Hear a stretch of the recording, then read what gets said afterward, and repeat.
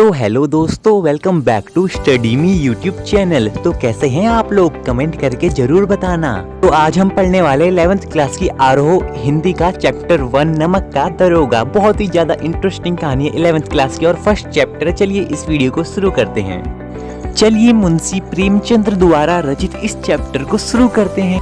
अब जो मैं ये क्वेश्चन देने वाला हूँ ये बहुत ज्यादा इंपॉर्टेंट होने वाले क्लास 11th के लिए, इनको ध्यान से पढ़ना, ठीक। जब नमक का नया विभाग बना तो सब में हड़कंप मच गया इस व्यापार को करने का। हर कोई नमक का व्यापार ही करना चाहता था। कोई घूस और रिश्वत देकर के काम चलाता और कोई चालाकी से अपना काम चलाता, लेकिन सबको करना नमक का व्यापार ही था। अब इसी बीच मुंशी बंशीधर भी काम की तलाश में निकल चले। उनके पिता एक अनुभवी पुरुष थे। कहने लगे, बेटा मैं वृक्ष का कगार हो रहा हूँ, न जाने कब गिर पड़ूं। घर की दुर्दशा तो देख रहे हो ना, सारा घर कर्जे में है। बेटा काम ध्यान से करना, सबके पाँव में दबे रहना। तुम्हारी सैलरी से घर नहीं चलेगा, ऊपरी आय भी बहुत जरूरी होती। ऊपरी आय का मतलब रिश्वत, काला पैसा, काली कमाई। वंशीधर आज्ञाकारी पुत्र थे, चल पड़े नौकरी करने। कैसे ना कैसे करके दरोगा की नौकरी मिली गई।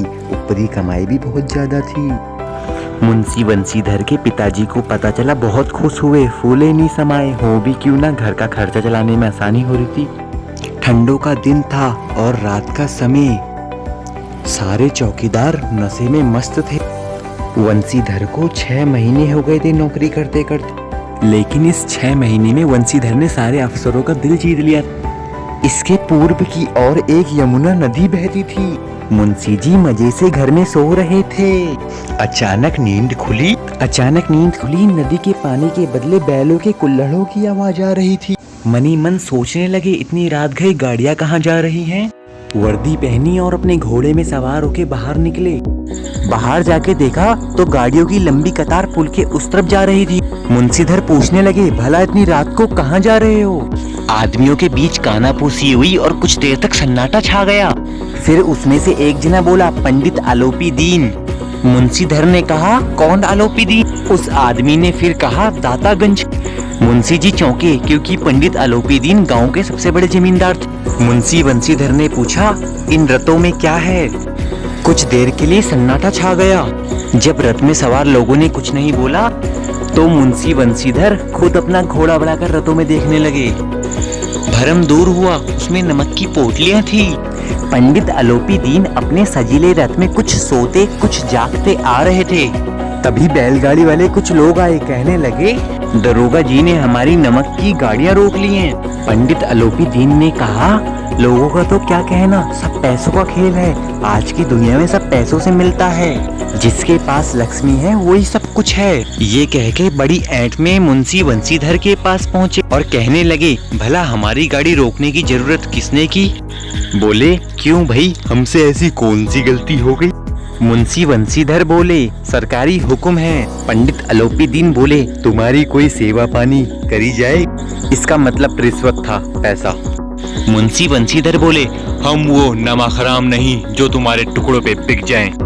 अब फैसला सरकार या अदालत करेगी। वंशीधर चौंक गए, उनके साथ पहली बार ऐसा हुआ था।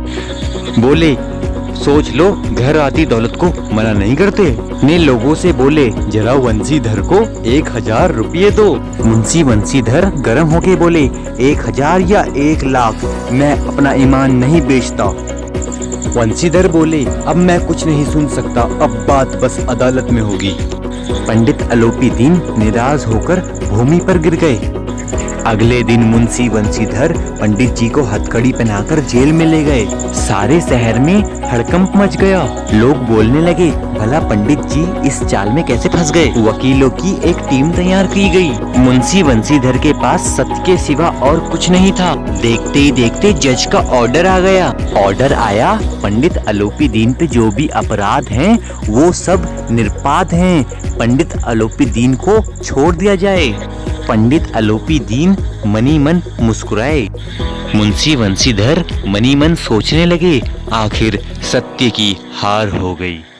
कुछ ही दिनों बाद मुंशी जी पर नौकरी छूटने का ऑर्डर आया। अपना निराश मुंह लेकर वहाँ से भूखे प्यासे चले गए। मुंशी जी के पिता मनी मन गिड़गिड़ाए और बोले, इस लड़के को पहले ही समझाया था, नौकरी ध्यान से करना, सबके पाँव में दबे रहना। दिल पे पत्थर रखा और बोले, जी चाहता है कि तुम्हारा और अपना सर फोड़ लूं। वृद्धा माता को भी दुख हुआ। पत्नी ने तो कई दिनों तक सीधे मुंह बात ही नहीं करी। ऐसे करते करते एक सप्ताह बीत गया। संध्या का टाइम था। मुंशी जी अपनी पूजा पाठ कर रहे थे। तभी रथ में सवार होकर उनके गेट पर पंडित आलोपी दीन आए। मुंशी जी के पिताजी बोले, हमारे लिए तो बहुत गर्व की बात है कि पंडित जी आप हमारे घर आए।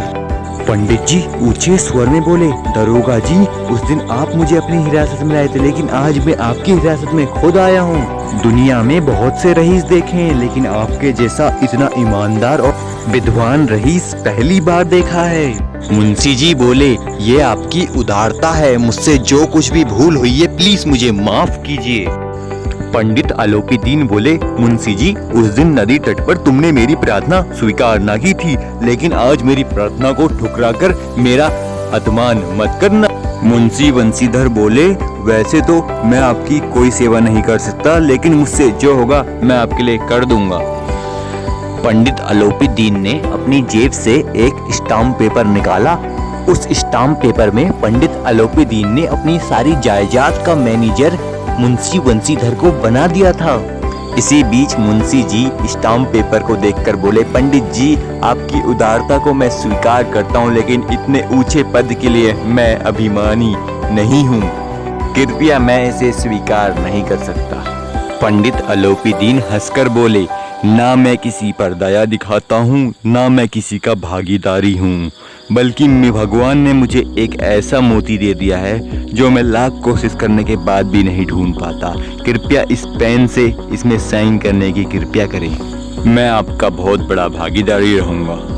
थोड़े प्रसन्न होकर मुंशी बंसीधर ने मैनेजर पर हस्ताक्षर कर दिए। दोनों खुशी खुशी एक दूसरे के गले मिले और इस कहानी का एंड यहीं पे हो गया। अगर आपको ये कहानी अच्छी लगी चैनल को सब्सक्राइब करना और 2 इंपॉर्टेंट क्वेश्चन और वो भी डाल देता हूँ। ये इस चैप्टर के बहुत ज़्यादा इंपॉर्टेंट क्वेश्चन है, इनको करना ना भूलना, एक बार पढ़ तो जरूर लेना, क्योंकि ये क्वेश्चन आने की पूरी संभावना है। ठीक है।